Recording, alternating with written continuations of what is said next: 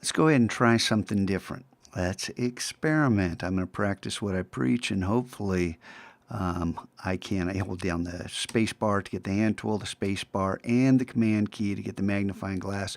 Pull left to zoom out, right to zoom in, space bar, move this into position, and select all those guys on that artboard.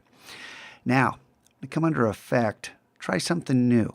Stick with the Illustrator effects in Illustrator. Use the Photoshop effects in Photoshop. Things will work out a lot better for you that way. I'm just going to come under Warp and try, we'll do Wave. And now, Wave, with the default's always 50. It seems like in these settings, nothing happens. Well, that's because I have horizontal selected. If I change to vertical, something happens.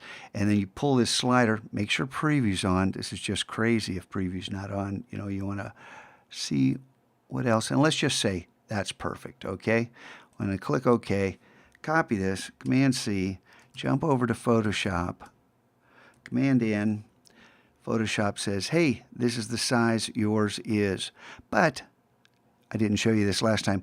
These were all vertical and horizontal lines. So we would, if we change the size of the Photoshop document, we want to stick to math with even increments moving on up. But for this, I go ahead and click 5,000 by 5,000 because these are curved lines. When I hit Command V and paste this as a smart object, this is really important. Nothing else, smart object. Now, we got a little dinky thing here in the center, but if I hold down Option while I click and drag, and then Shift in order to constrain the proportions, I can bring this thing up until it pulls right into position. 499. Am I going to get there? 5,000. Almost had it.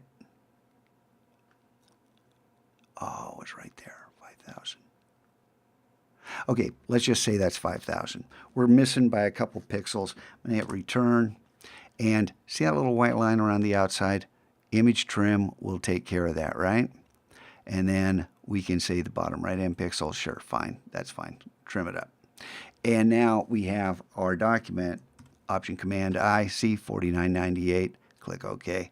Anyway, now it's the same thing. Shift, Option, Command N, Shift, Option, Command E, Command T to transform, free transform, hold down Shift, snap that into position, rotate it 90 degrees, change the blend mode to difference, and oh my goodness, how easy was that?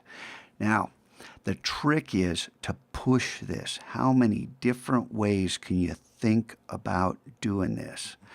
And I'll show you some other things in other videos, but I want to come back and hopefully show you the thing that blew my mind because it saved so much time.